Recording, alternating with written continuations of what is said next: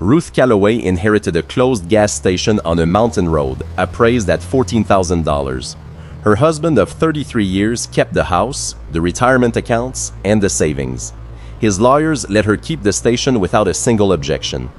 She drove 4 hours alone into the Blue Ridge with $211 in her checking account and a key she had not used in 12 years.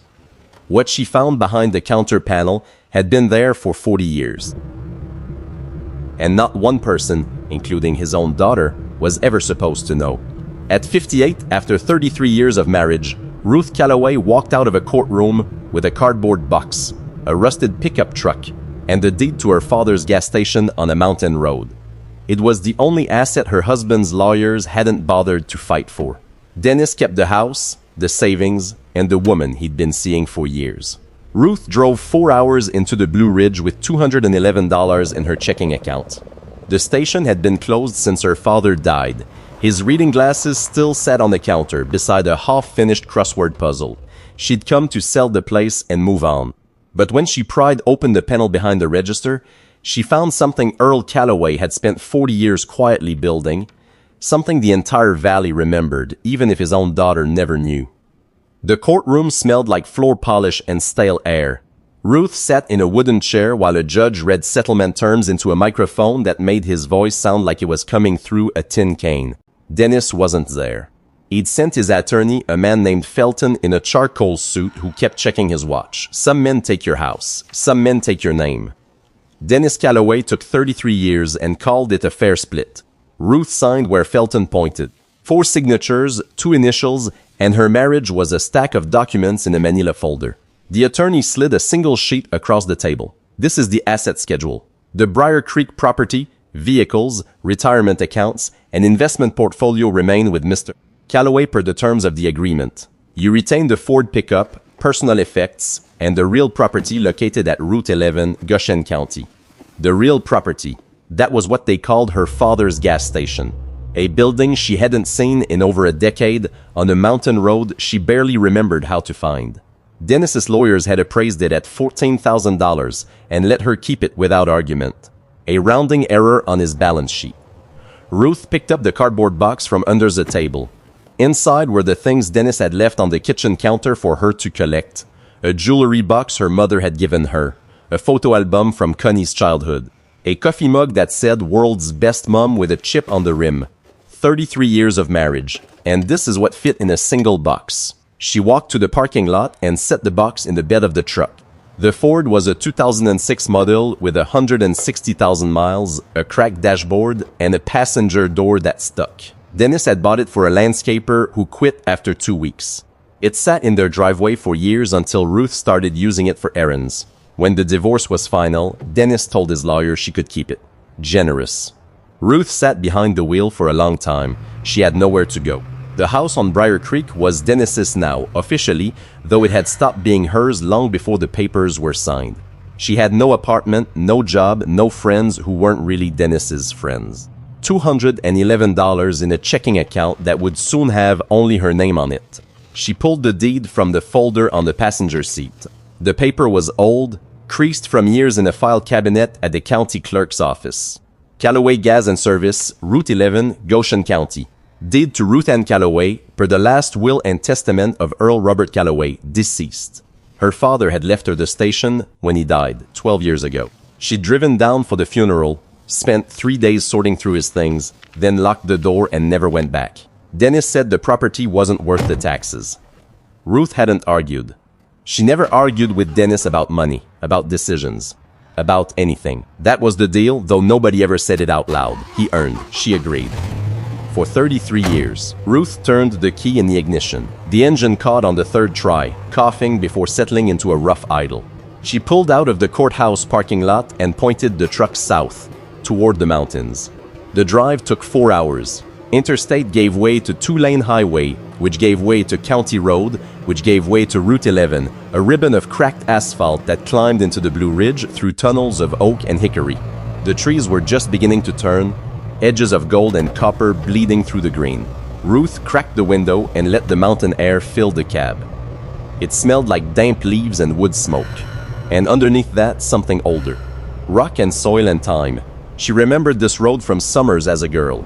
Her mother would drop her at the station in June and pick her up in August. 2 months with Earl, learning to pump gas and make change and check oil levels. He taught her to read a tire tread, to listen to an engine and hear what was wrong.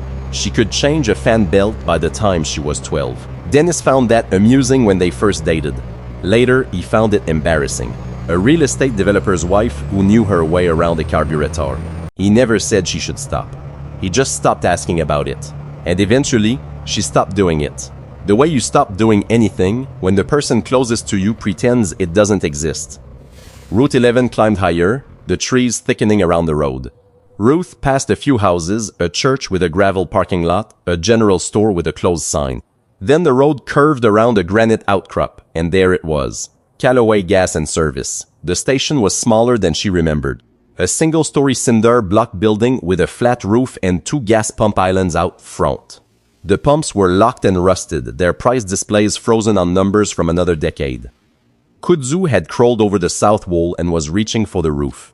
The sign above the door, hand-painted by Earl himself, had faded to ghosts of letters. One of the front windows had a crack running corner to corner, sealed with duct tape that had long since dried and curled. But the building was standing. The walls were solid. The door, when Ruth tried it, was locked tight. She fished through the cardboard box until she found the ring of keys from the manila folder. The second key fit the front door. The lock resisted, then turned with a gritty click. Inside, the air was still and thick with dust. Late afternoon light filtered through the dirty windows, casting pale rectangles across the concrete floor. A wooden counter ran along the back wall. Behind it, a pegboard hung with hooks that once held snack bags and road maps. The cash register, an old mechanical one with actual buttons, sat in the center of the counter, its drawer slightly open. And beside the register, exactly where he'd left them, sat Earl's reading glasses. Wire-rimmed, one temple slightly bent.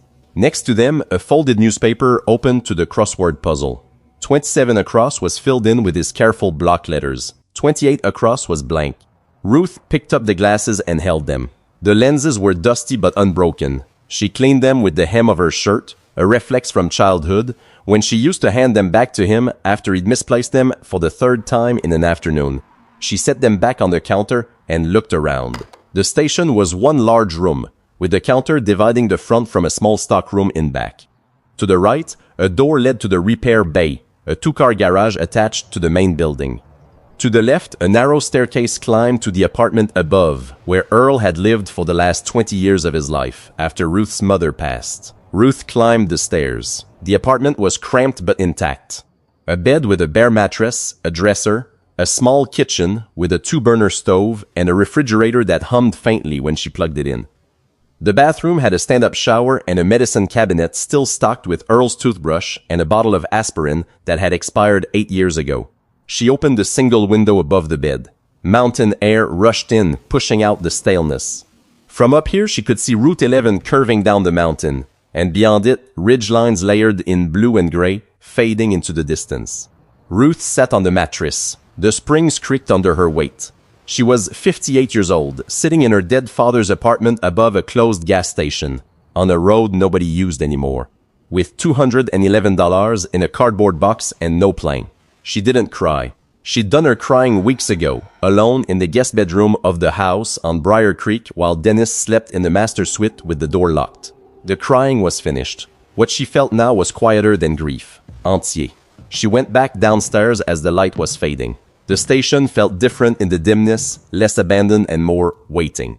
She walked behind the counter and ran her hand along its surface, feeling the grooves and scratches from decades of use. Her fingers found a seam in the wood paneling below the register. Not a crack, a seam. Straight and deliberate. Ruth knelt down. The panel was about 2 feet square, fitted flush against the wall but not nailed. She worked her fingernails into the edge and pulled. It came away with a dry scrape, revealing a shallow cavity in the wall. Inside was a leather journal, thick and soft-covered, held closed with a rubber band. A metal lockbox, the kind you'd buy at a hardware store. And a bundle of envelopes bound with kitchen twine. Ruth's hands trembled as she lifted the journal out. The leather was worn smooth at the edges, darkened where fingers had gripped it thousands of times.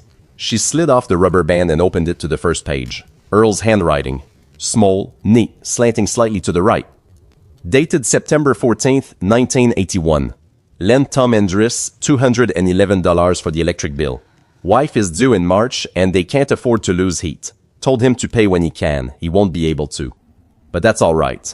Ruth turned the page. Fixed Carol Dunar's transmission. Charged her $30 for parts, nothing for labor. She's raising 3 kids alone since Ray left. The oldest one helped me sweep the bay while Carol waited. Good kid, quiet. Page after page. Entry after entry. Names, amounts, reasons. Every loan, every free repair, every bag of groceries slipped into someone's truck while they weren't looking. Spanning decades, hundreds of entries in Earl's careful hand. Each one a record of a kindness he never mentioned to anyone.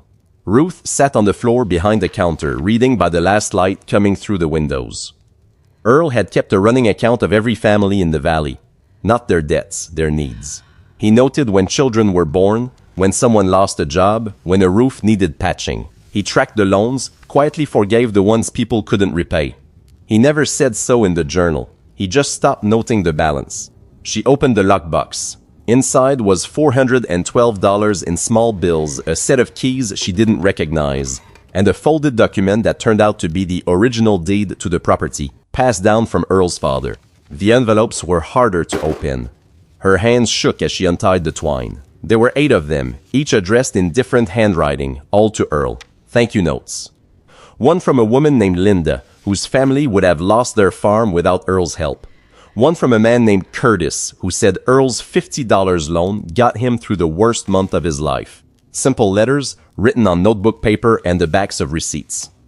Expressing gratitude for acts of generosity that Earl had never spoken about, not even to his own daughter. Ruth kept reading. The journal entries grew more recent, the handwriting shakier. The last quarter of the book covered the final years of Earl's life, when the station was slowing down and fewer cars stopped on Route 11. But even then, Earl was still lending, still fixing, still helping. The amounts got smaller. The needs didn't. Then Ruth found an entry dated 3 years before Earl died. Her own name. Ruth called today. Sounded tired. That husband of hers is spending again. New car, new suit, always something new. She says she's fine, but she's not fine. I can hear it in her voice. The way she talks around things instead of about them. She gets that from me, I suppose. Stubborn like her mother. I wish she'd come home. I wish she'd come home and let me teach her to change oil again and drink coffee that's too strong and sit on the porch and watch the trucks go by. But she won't. Not yet. Maybe not ever. I just hope she knows the door is open. Ruth closed the journal and pressed it against her chest. The station was dark now. Through the window, she could see stars appearing above the ridge line, more than she'd seen in decades of suburban living. The mountain was utterly quiet. No traffic, no neighbors, no television murmuring through walls. She sat on the floor of her father's gas station, holding the record of a life lived in service to others, and understood for the first time that Earl Calloway hadn't just been pumping gas for 40 years. He'd been holding an entire valley together with his bare hands, one small kindness at a time, and he'd never said a word about it to anyone. The station was dark and Ruth was alone. And the crossword puzzle on the counter was still unfinished. But somewhere between the last page of the journal and the first star above the ridge, a thought took shape that hadn't been there when she walked through the door. She wasn't going to sell this place. Ruth woke to birdsong and the smell of dust. Pale morning light came through the apartment window, landing on the bare mattress where she'd slept in her clothes. For a moment, she didn't know where she was. Then the ceiling came into focus, water-stained and low, and she remembered. She washed her face in the bathroom sink and brushed her teeth with a finger and some of Earl's expired toothpaste. In the small kitchen, she found a can of coffee in the cabinet, still sealed with a plastic lid. She smelled it, stale but not ruined. The 2-burner stove worked on the second try. She heated water in a dented saucepan because there was no kettle. She carried her coffee downstairs and walked the property. The repair bay was in better shape than the main building. Earl had built it himself in the 70s, poured the concrete floor, hung the doors. 2 bays, one with a hydraulic lift that was probably still functional. His tools hung on a pegboard that covered the entire back wall, organized by size and type.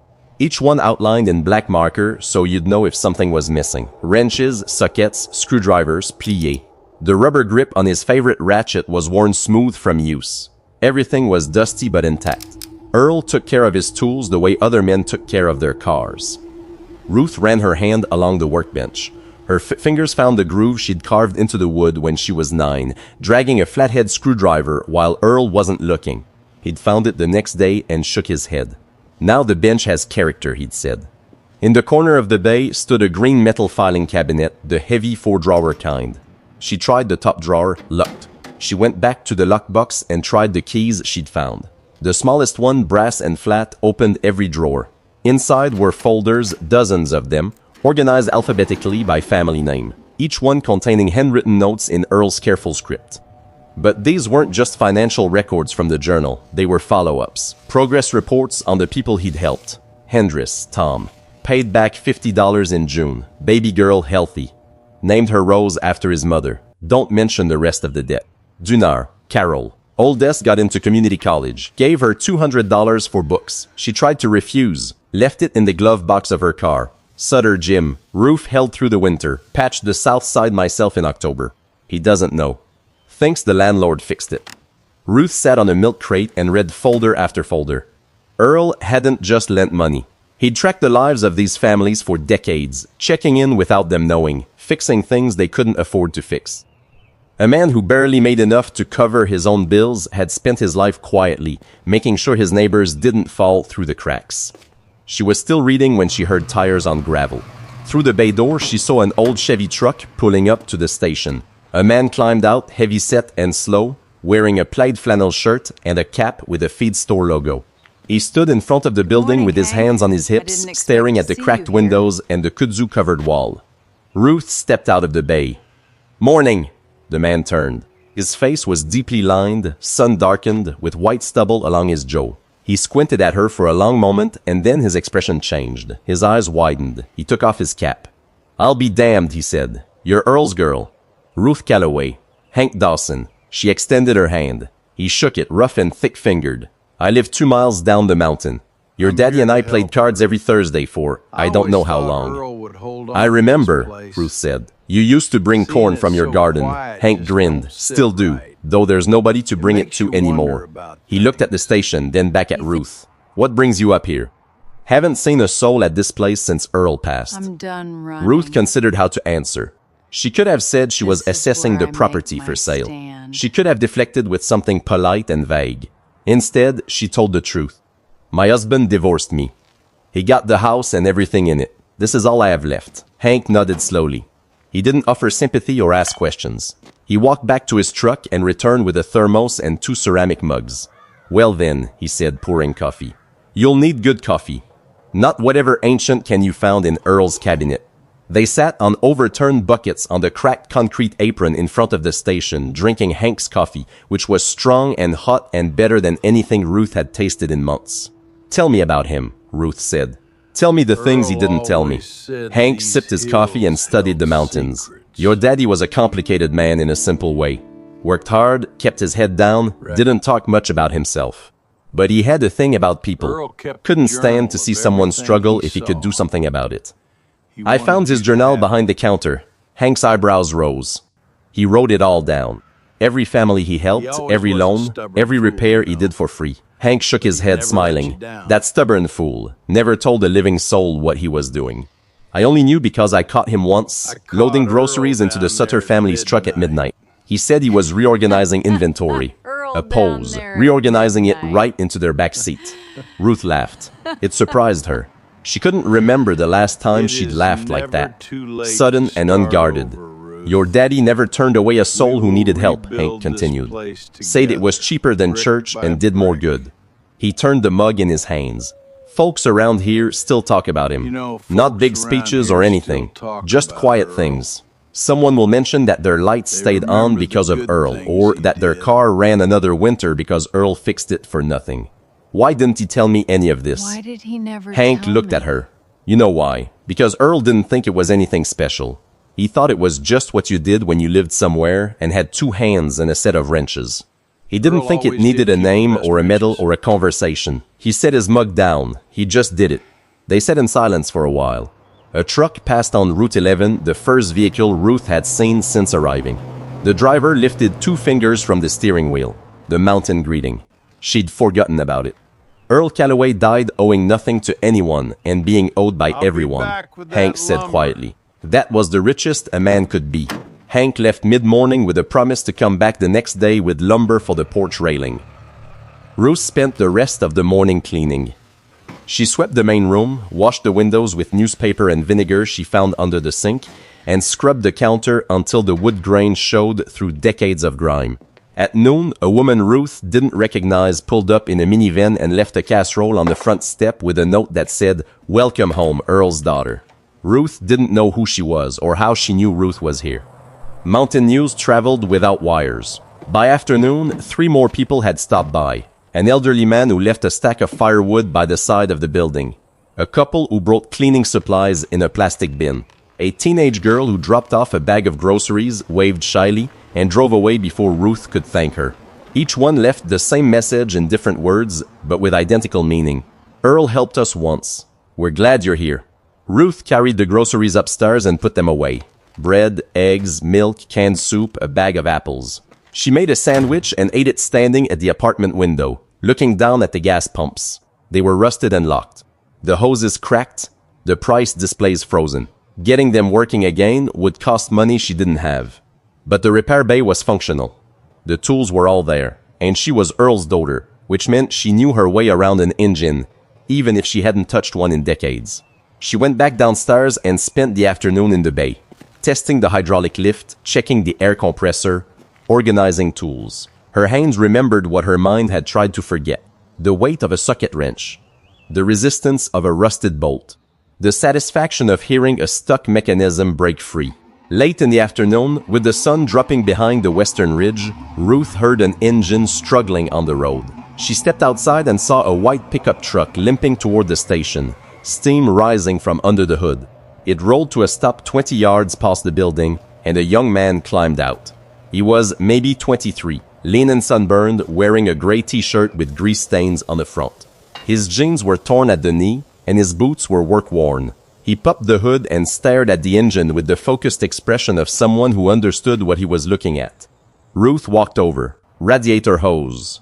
The young man looked up, surprised. Upper one, blue. Here. He wiped sweat from his forehead with the back of his hand. I've got a spare in the bed, but I don't have tools. I've got tools, Ruth said. She nodded toward the repair bay.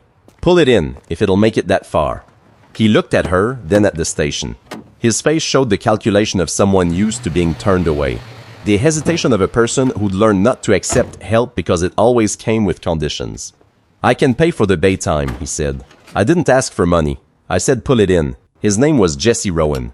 He drove the truck into the bay and had the old hose off in 6 minutes. Ruth found a replacement in Earl's stockroom that was close enough to work with a couple of extra clamps. She watched Jesse install it. His hands moved with the quick, precise confidence of someone who'd been working on engines since childhood. Where'd you learn to wrench? She asked. My grandmother's boyfriend had a shop in Boone. I spent every summer there until I was 16. He tightened the last clamp and stepped back. Haven't worked in a shop since. Last 3 places I tried didn't work out. Ruth didn't ask why. She could see enough in his face to fill in the story. Young, no family support. Probably sleeping in that truck. The kind of person Earl would have noticed immediately. I'm reopening this station, she said. The words came out before she'd fully decided they were true. I need someone who can turn a wrench. Jesse looked at her steadily. You don't know me. I know you replaced that hose faster than most mechanics with twice your experience. That's enough for today. He didn't say yes. He didn't say no. He poured coolant into the radiator, started the engine, and listened to it run. Satisfied, he closed the hood and wiped his hands on a rag from Earl's workbench. I'll think about it, he said. Come back tomorrow if you decide, Ruth told him. I'll have coffee on. Jesse drove off down Route 11. Ruth watched his taillights disappear around the curve, then went back inside. The station was quiet again. She sat behind the counter with Earl's journal and a bundle of letters she hadn't finished reading. She untied the twine and sorted through the remaining envelopes. Most were the same thank you notes from families Earl had helped. But the last envelope was different. It was sealed, not opened, addressed in Earl's handwriting, and it had her name on it. Ruth. That was all it said in his careful block letters, the same ones that filled the crossword puzzles and the journal and the labels on every tool in the repair bay. Ruth slid her finger under the flap and pulled out 2 sheets of yellow legal paper, folded in thirds. "Dear Ruth," it began. "If you're reading this, you found your way back. I always knew you would." She leaned against the counter and held the letter close to the light. "I wrote this on a Tuesday in October. The leaves are turning and business is slow, which means I have too much time to think. That's dangerous for an old man. I want you to know something about this station. It isn't worth much on paper. A building inspector would condemn half of it, and a real estate agent would call it a teardown. But it's worth everything to the people who depend on it. I don't mean the gas or the repairs, though those matter. I mean the fact that it's here, that someone is behind the counter, that the coffee is on, and the light is on, and the door is open. I kept the books. You'll find them in the filing cabinet and behind the register. I wrote it all down because I wanted someone to know what this place meant, even if that someone turned out to be nobody. But I hoped it would be you. I know about Dennis. I've known for a long time. You think you hit it well, but a father sees what a father sees. He's not a bad man, Ruth. He's just a man who measures everything in dollars and thinks that's the same as value. Someday you'll see the difference. I hope it doesn't cost you too much to learn it. This station is yours. Not because it's worth money, but because you're the only person I trust to understand what it was for. Don't sell it. Don't let anyone tell you it's worthless. And if you can keep the coffee on, that matters more than you think." The letter was signed with just his name, Earl. Ruth folded the paper carefully and slid it back into the envelope. She set it on the counter beside his reading glasses and the unfinished crossword. 3 objects from a man who had been gone for over a decade. And yet the station felt more full of him now than it had when she walked through the door. Outside, the last light drained from the sky. The mountains turned from blue to black, and the stars came out in their thousands, the way they only do where the nearest street light is 10 miles away. Ruth locked the front door, climbed the stairs, and lay down on the bare mattress. She was 58, broke, divorced, and sleeping above an abandoned gas station on a road most people had forgotten existed. And for the first time in longer than she could remember, she knew exactly what she was going to do next. Jesse's truck pulled into the lot at 7 o'clock the next morning. Ruth was already downstairs, sweeping the front apron with a broom she'd found in the stockroom. She set it against the wall and waited. He climbed out and stood for a moment looking at the building. Then he walked over. "Coffee's on," Ruth said. "You said it would be." She handed him a mug. He took it and drank without asking what was in it. "I'll work a week," he said. "See how it goes." Fair enough. That was how it started. A mug of coffee and a week to see how it went. Ruth had made a list on the back of one of Earl's old receipts. Broken windows, porch railing, gutters, kudzu, water damage in the south wall, pump islands. The list filled the back of the receipt and kept going onto the counter. Jesse studied it. "You planning to rebuild the whole place?" "Just the parts that are falling down." He almost smiled. It was the closest thing to one Ruth had seen from him. They divided the work without discussion. Jesse took the repair bay, testing the compressor, bleeding the hydraulic lines on the lift, sorting parts in the stockroom. Ruth tackled the main building. She pulled the kudzu off the south wall by hand, filling a wheelbarrow behind the building until the pile was taller than she was. The vine had worked deep into the mortar between the cinder blocks, and pulling it free was slow, stubborn work that left her hands raw by noon. Hank showed up at 9 o'clock with a truck bed full of lumber and a toolbox he needed both hands to carry. He parked, climbed out, and surveyed the front porch with his arms crossed. "Railings are rotten, I noticed. I'll have it done by lunch." He wasn't bragging. He finished by 11:30. Ruth brought him water and watched him test the new railing, leaning his full weight against it. The wood was fresh-cut pine, pale and clean against the weathered porch floor. "Earl would have used cedar," Hank said. Earl could afford cedar. Hank grinned. "Pine'll do." That was the rhythm of those first days. Ruth and Jesse worked from sunrise until they lost the light. Hank appeared most mornings with materials and experience. He didn't ask to be paid. Ruth tried once, and he looked at her like she'd insulted him. "Earl helped me reshingle my roof back in '98, he said. "Took him 3 days. Wouldn't take a dime. Told me I could buy him a steak when I won the lottery."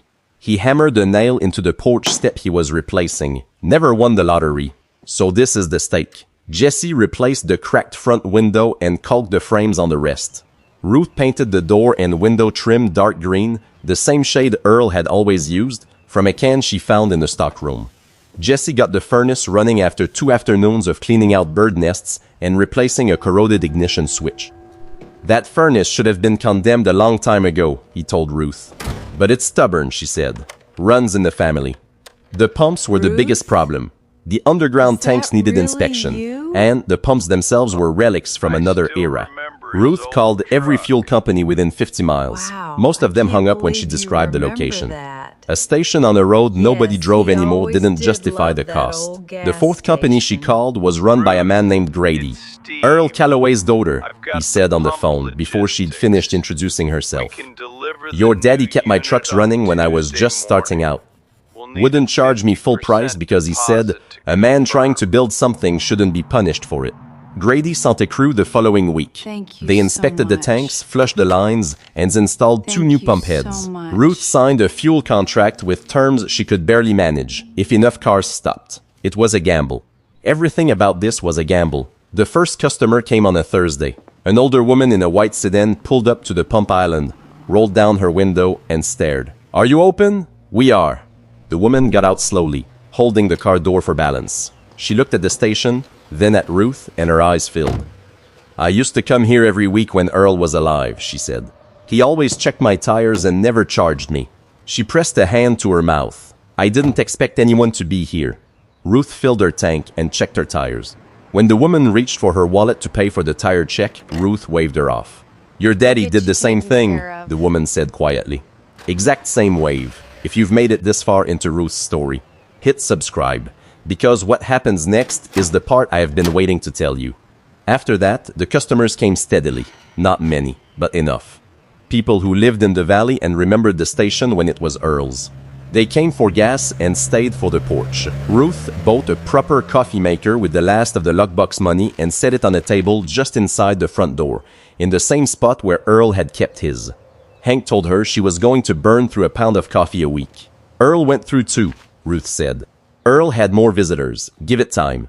A man drove 45 minutes each way to get his oil changed at the station instead of the shop 10 minutes from his house. A woman brought her teenage son to meet Ruth because she wanted him to know what Earl had done for their family. An elderly couple who hadn't made the drive up the mountain in months came just to sit on the porch and drink coffee and tell Ruth about the time Earl fixed their truck on Christmas Eve. He wouldn't let us pay, the husband said. Said it was technically a holiday and he didn't work holidays, so there was nothing to charge for. Jesse settled into the bay with a focus Ruth hadn't expected.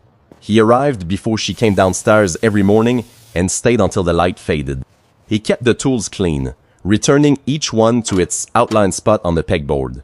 When he didn't know how to fix something, he said so. When he did know, he worked with a quiet confidence that reminded her of watching Earl. She paid him from the fuel sales and repair fees. It wasn't much. He didn't complain. You need a mattress for that room upstairs, she told him one afternoon after she saw him stretching his back beside the lift. He looked at her. The spare room? It has a frame but no mattress. I'll find one. I'm fine in the truck. Nobody's fine sleeping in a truck, Jesse. Take the room. He was quiet for a while. Then he nodded and went back to work. Ruth found a mattress at a yard sale that weekend for $15. Jesse carried it upstairs without a word. Ruth ran the station the way she believed Earl would have. When a man came in with a fan belt screaming and his wallet already out, she charged him for the belt and nothing for Jesse's labor. When a young mother pulled up with her tank near empty and a worried look that had nothing to do with the car, Ruth filled it and told her to pay when she could. When an elderly couple asked about brake pads and Ruth could see the math behind their eyes, she quoted them half the price and covered the difference herself. She wasn't trying to be generous. She was trying to be useful. There was a difference. Earl had understood it better than anyone she'd ever known. One evening, sitting on the porch with Hank while Jesse closed up the bay, Ruth said something she hadn't planned on saying. I didn't come back to save this place. I came back because I had nowhere else to go. The saving part happened on its own. Hank sipped his coffee and watched the ridge change color in the fading light. That's usually how it works, he said. The envelope arrived on a Tuesday 3 weeks after Ruth reopened the station. White, heavy stock, with a return address she recognized immediately. Felton and Associates. She opened it at the counter, standing next to Earl's reading glasses and the half-finished crossword. She read it twice because the language was dense. but the meaning underneath was plain. Dennis was filing a motion to include the gas station in the marital asset division. His lawyers claimed Ruth had failed to disclose the property's true value during settlement. They cited a planned state highway expansion that would increase the land's assessment significantly. They wanted the court to reopen the settlement and either award Dennis his share or force a sale. Ruth set the letter down. Her hands were steady. Her stomach wasn't. She read it a third time, looking for a weakness in the argument, some loophole or exception that made the threat less real. She didn't find one. She thought about calling a lawyer. She didn't know any lawyers, and the ones she could find would cost money she didn't have. The fuel sales barely covered the contract payments and Jesse's wages. The lockbox was empty. She couldn't afford to fight this. That night, Connie called. Ruth hadn't spoken to her daughter in over a week. Their conversations had grown shorter since Ruth moved to the station. Brief calls where both of them said less than they felt. Mum, I heard about the lawyer's letter.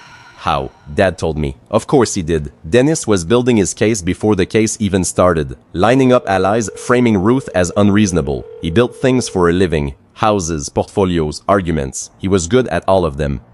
He says the property is worth more than what was declared, Connie said. He says there's a highway coming through. There's always a highway coming through somewhere, Connie. Doesn't mean it's coming here. Mom, listen to me. If the property is worth something, why not sell? Take the money, get an apartment, start over properly. I'm not selling. Why not? Because this isn't about money. Connie went quiet. Ruth could hear her breathing. The slow, measured kind. That meant she was holding something back. Mom, I'm worried about you. You're living in a building that should probably be condemned, working a gas pump, and now Dad is taking you to court. How is any of this okay?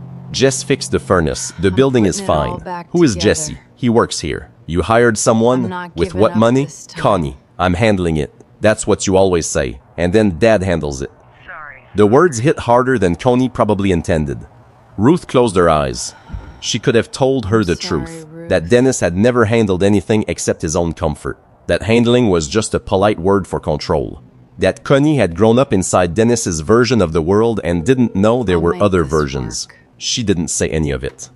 I love you, Ruth said. I'll call you this weekend. She hung up and sat in the dark station. The mountains were black against a sky thick with stars. She got up and made a fresh pot of coffee, because that was what you did. You made coffee and kept the light on and waited for morning. Dennis came 3 days later. Ruth heard the engine before she saw the car. Deep, smooth, expensive. She stepped out of the bay and watched a silver SUV pull up to the pump island. New model, polished. The kind of vehicle that cost more than most families in the valley earned in a year. Dennis climbed out, 61 and looking younger, tanned and trim in a navy polo and pressed khakis. He put on sunglasses and studied the station the way he studied properties before buying them, assessing the bones. Ruth. Dennis. He walked toward her with his hands in his pockets, taking his time. Jesse was in the bay, visible through the open door. Hank had gone home an hour before. Nice little project, Dennis said. He looked at the fresh paint, the new railing, the sign Hank had rehung. Your father's place? I think I drove out here once, when we were dating. You didn't come to talk about my father. Dennis took off his sunglasses and studied her. She recognized the expression. He was reading the room, measuring her, calculating the fastest way to what he wanted. I came because I thought we could talk before the lawyers make this ugly, he said. The property is undervalued, Ruth. You know it, and I know it. That highway expansion is going to pass within a mile of here. This land will be worth 10 times what it appraised for. And you want your share. I want what's fair, fair. The word Dennis used the way other men used a handshake. It sounded reasonable until you looked at the terms. You got the house, Ruth said. The savings, the retirement accounts. You got everything except a gas station your own lawyers called a teardown. And now you want that too. I want what the court should have considered. If the property appreciates, you'd be profiting from an asset that should have been divided. This property was my father's. He left it to me in his will. It was never part of our marriage. That's for the court to decide. Ruth looked at him. He was standing in front of Earl's gas station in clothes that cost more than her monthly fuel bill, talking about fairness. You're right, Dennis, she said. It is worth something, just not the kind of something you understand. He stared at her. She could see the worst conversation falling apart behind his eyes. He had expected her to fold. He had driven 4 hours expecting the Ruth he remembered. The one who signed where Felton pointed and agreed, because agreeing was easier than fighting. That Ruth was gone. "I'll see you in court," Dennis said. He put his sunglasses on, walked to the SUV, and pulled out of the lot. The gravel popped under his tires. Ruth watched until the silvers disappeared around the curve. Then she went inside. Jesse was at the workbench, holding a socket wrench he hadn't been using. "That your ex-husband?" "That's him." "He always like that?" "He wasn't always." Ruth set the keys on the counter. "That's what makes it hard." Jesse set the wrench down. "You going to be all right?" Ruth looked at the letter on the counter, next to Earl's glasses and the unfinished crossword. "I don't have a lawyer. I don't have money for one. So I honestly don't know." She locked up the station that night and climbed the stairs. She lay on the mattress and stared at the ceiling, thinking about the families in Earl's journal. The ones who had faced worse than this with less than this, and the man who had quietly made sure they didn't face it alone. Earl had always known what to do next. Ruth didn't, but she wasn't leaving. Ruth was behind the counter the next morning when Hank walked in. She hadn't slept much. The legal letter sat where she'd left it, next to Earl's glasses. Hank looked at the letter, then at her. "Heard Dennis was here yesterday. Mountain news, fastest thing in the valley." He poured himself coffee and settled onto the stool beside the counter. "What's he want, the station, or his share of it?" His lawyers think the property is undervalued because of some highway expansion. Hank set his mug down. "They've been talking about that highway for as long as I can remember. Never happens. But that won't stop a lawyer from billing hours over it. I can barely afford the coffee." Hank was quiet for a moment, turning the mug in his hands. "There's a woman in Barton," he said, retired attorney. "Quit practicing 5 or 6 years back. Moved up from Richmond." He paused. Her daughter was sick when she was little. Needed surgery the insurance wouldn't cover. Ruth waited. Earl paid for it. $3,200. Took it out of the station's earnings. Never told her where it came from. But she found out. He looked at Ruth. "People around here always find out. You think she'd help? I think if you tell her you're Earl Calloway's daughter and your ex-husband is trying to take what Earl left you, she'll be here by tomorrow." Hank called her that afternoon. The attorney arrived the next morning in a gray sedan, carrying a leather briefcase that looked like it had seen every courtroom in Virginia. She was in her late 60s, tall and straight-backed, with reading glasses on a chain around her neck. Ruth met her on the porch. "You're Earl's daughter," the woman said. It wasn't a question. "Ruth Calloway." The attorney shook her hand with a firm, dry grip. "Hank told me. What's happening?" "I'd like to hear it from you." They sat at the counter with the legal letter between them. The attorney read it slowly, turning pages with a calm that came from having read thousands of documents just like it. When she finished, she set her glasses on the counter beside Earl's. "This is a nuisance claims," she said. "Your ex-husband's lawyers know it, and he probably knows it too. But nuisance claims work because most people can't afford to fight them. Pressure until you fold. That's the strategy. Can he win? Not if the property was never marital. Was the station ever in both your names? No, it was Earl's. He left it to me when he died.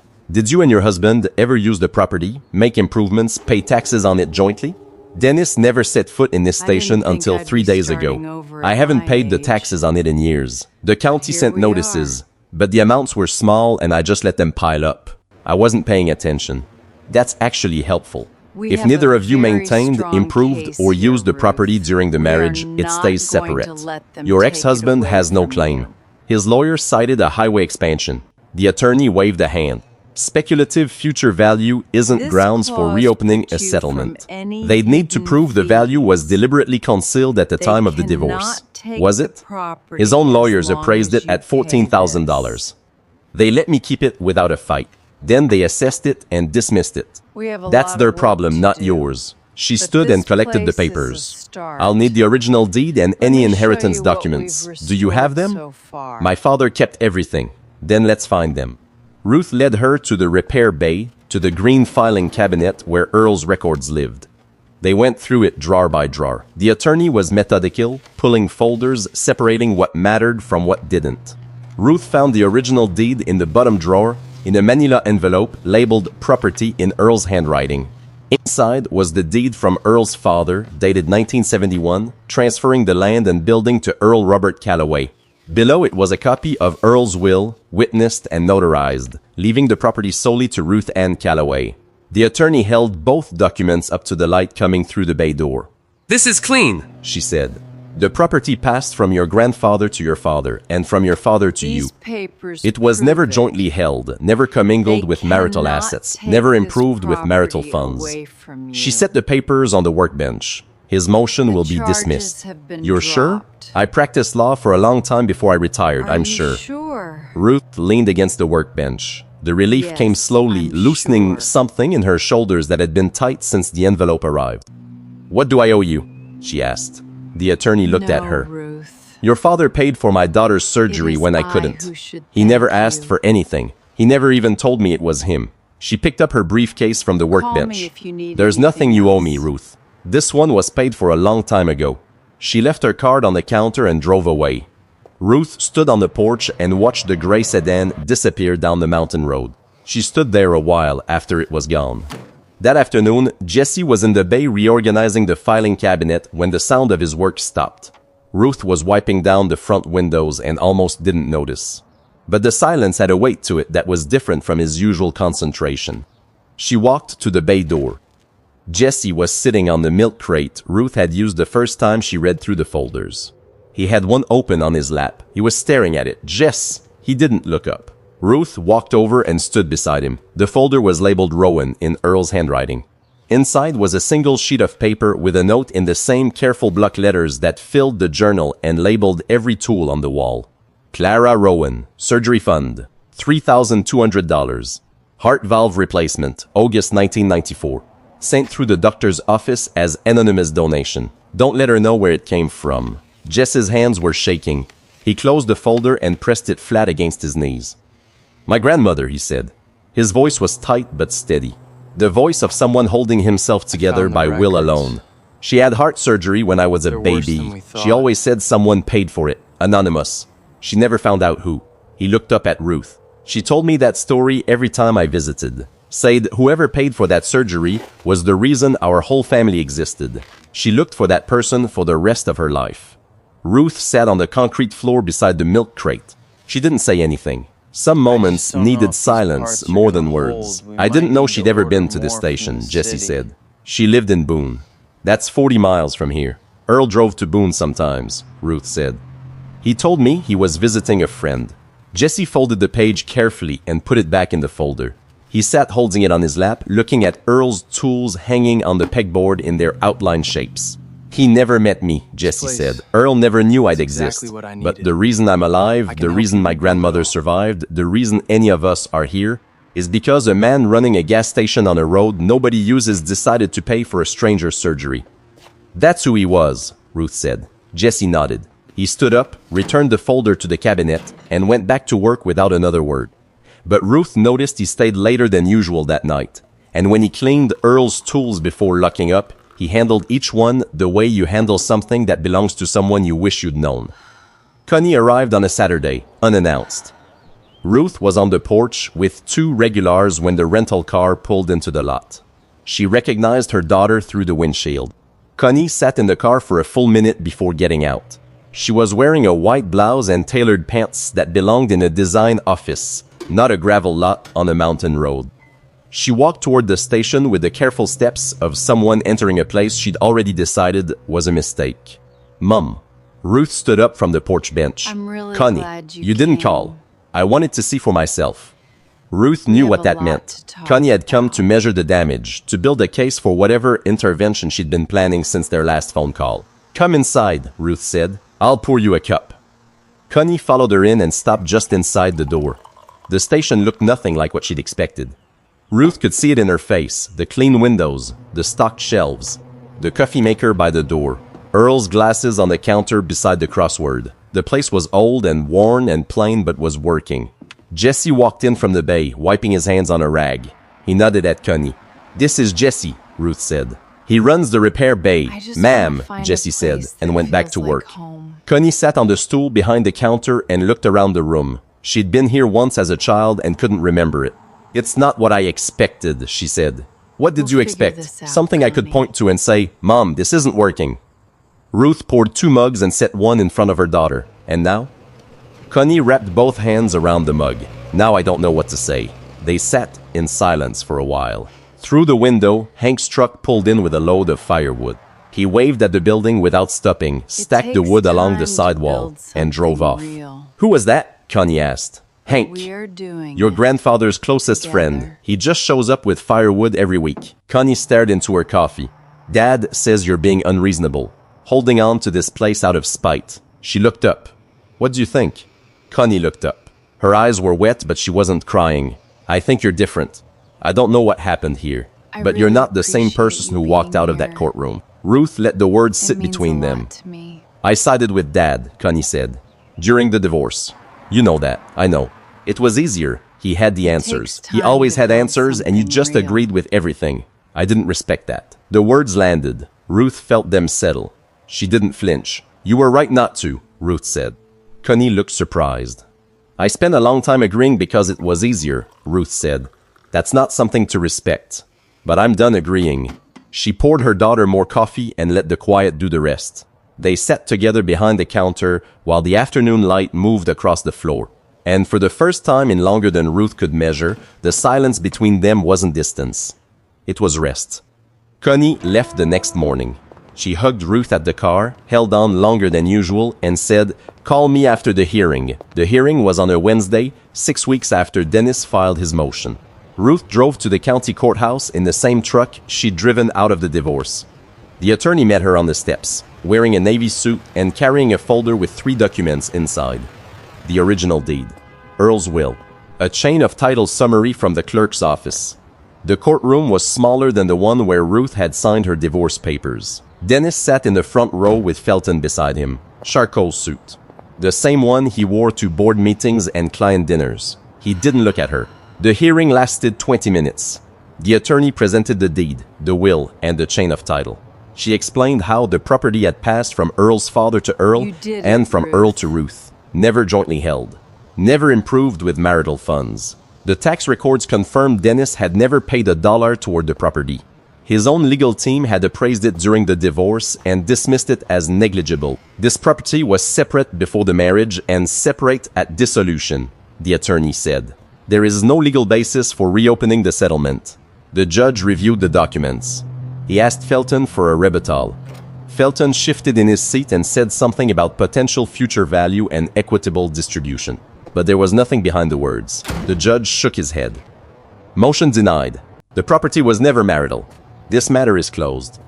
Dennis sat very still. Then he gathered his papers. Ruth exhaled. Outside, the afternoon sun was warm on the courthouse steps. Ruth was walking to her truck when she heard footsteps behind her. She turned.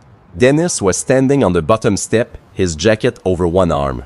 He looked different. The confidence was still there, but something behind it had shifted.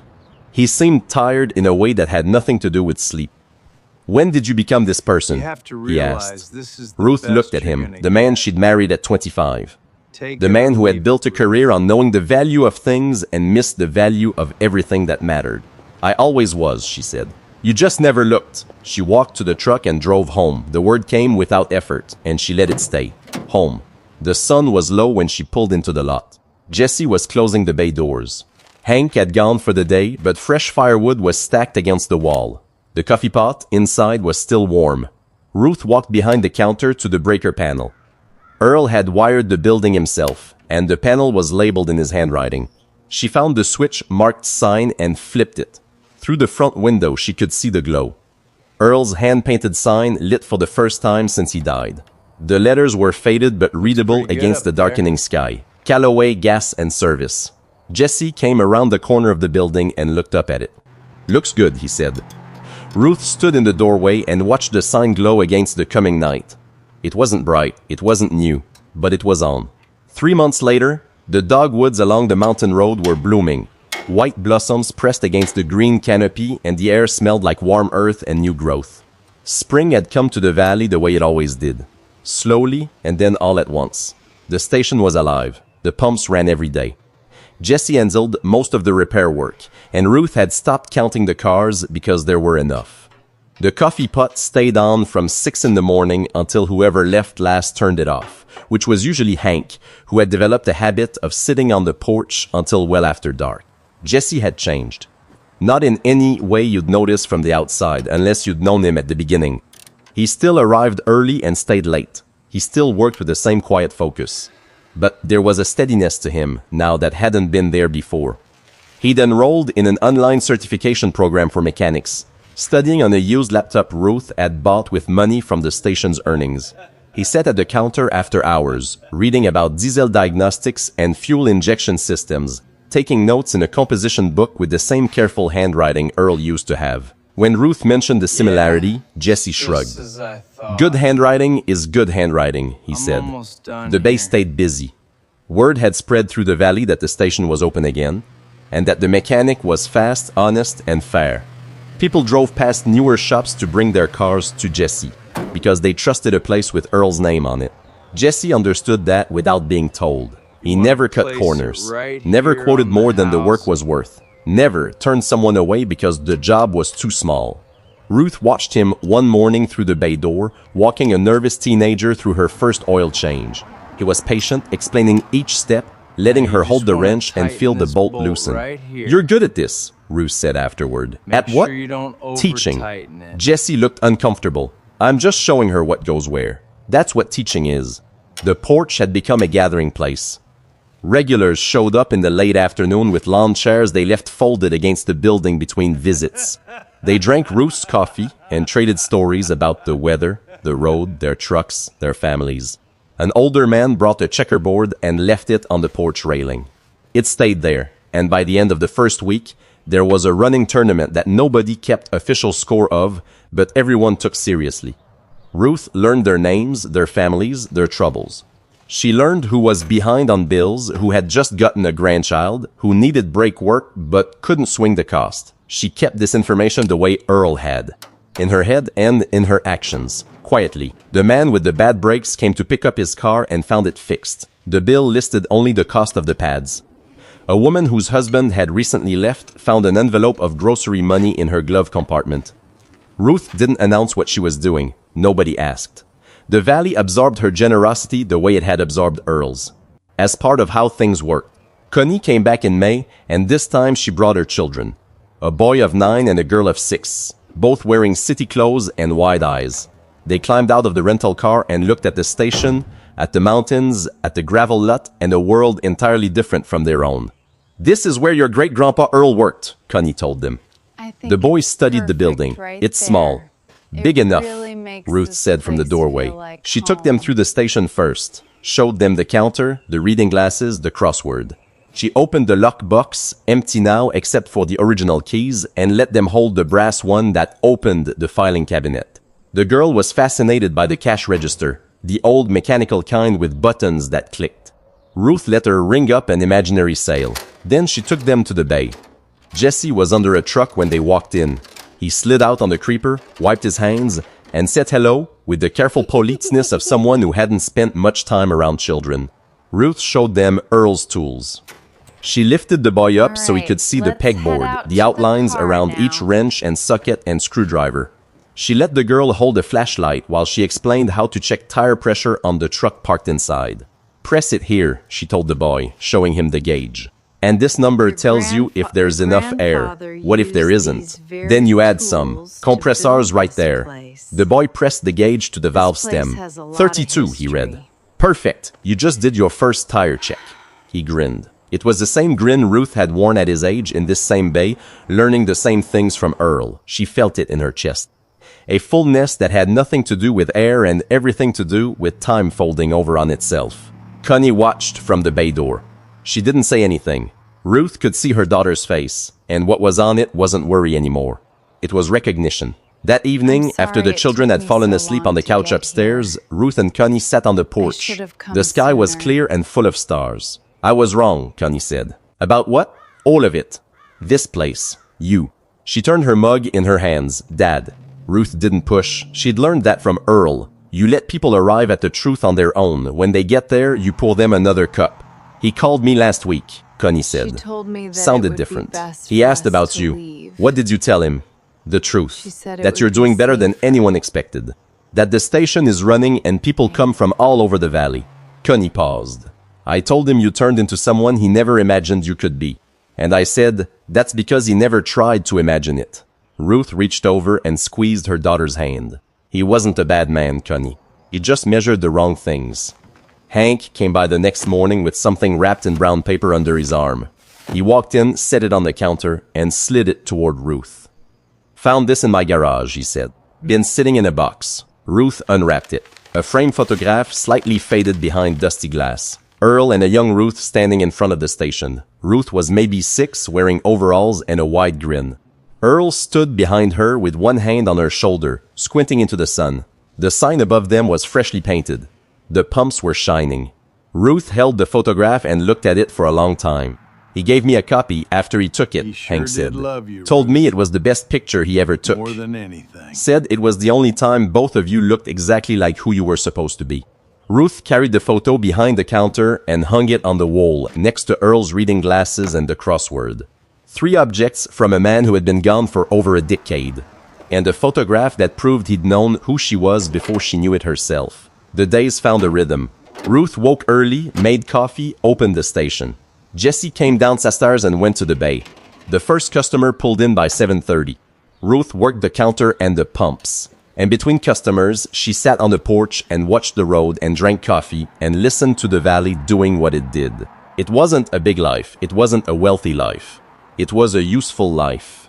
And Ruth had come to understand that usefulness was its own kind of wealth. The kind that didn't show up on balance sheets but held communities together.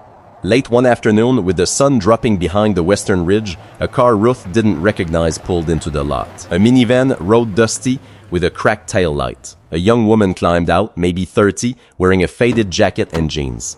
3 children were in the back seat. The youngest was asleep in a car seat. The woman looked at the pumps, then at the station, then at Ruth on the porch. She had the expression Ruth had seen on other faces. And in her own mirror, once. Someone carrying more than she could say. "Could I get some gas?" "Of course." Ruth walked to the pump and filled the tank, checked the oil, topped off the windshield fluid. Noticed the front left tire was low. She added air without asking. When the pump clicked off, the woman opened her purse and started digging through it. Ruth could see her fingers moving past receipts and loose change. The quick motion of someone counting what they had and hoping it would be enough. Okay? "Pay it next time you're through," Ruth said. The woman looked up. "What? Next time you drive through, you can pay then. I can't just take." "Sure you can. I'll be here." Why are you doing this? The woman stared You at her. remind me of Her my eyes father. filled and she He pressed her always helped lips folks together out. hard. "Why?" she asked. Ruth smiled. "My father used to say the same thing." The woman drove away with a full tank and aired-up tires, and a story she would carry with her. Ruth watched the minivan disappear around the curve and went back inside. She closed up the station at dusk. Jesse had already locked the bay and gone upstairs. Hank's firewood was stacked along the wall, enough for another week. The coffee pot was off. The checkerboard on the porch railing was set up for tomorrow's game. Ruth turned off the lights one by one. The front room, the stock room, the counter lamp. She picked up Earl's reading glasses, cleaned them with the hem of her shirt the way she'd done 1,000 times as a girl, and set them back beside the crossword. 27 across was still filled in. 28 across was still blank. She left them that way. She locked the front door with the key her father had turned 10,000 times before her. Through the glass, she could see the sign glowing against the darkening sky. Faded, hand-painted, and lit. She climbed the stairs to the apartment that smelled like coffee and motor oil and home. A gas station keeps tools for people trying to get somewhere. Earl Calloway had spent 40 years at a counter on a road most people had forgotten, handing people what they needed to keep going. Not just the gas, not just the repairs, the $50 loans, the surgeries paid for in secret, the groceries left in trucks, the door that was always open for anyone who needed it. He had not been trying to build a legacy. He had been trying to be useful. Those are not the same thing. The difference is everything. Ruth Calloway was 58 years old. She had walked out of a courtroom with a cardboard box, a rusted truck, and the deed to a closed gas station on a road nobody used anymore. And she had found, behind a panel in the wall, the record of a life that proved usefulness was not a small thing. It was the only thing. She was 58 years old. She was just getting started. If this story stayed with you today, share it with someone who needs to hear it. Subscribe for a new story every week. And leave a comment. Was there someone in your life who helped you quietly and you only understood it later?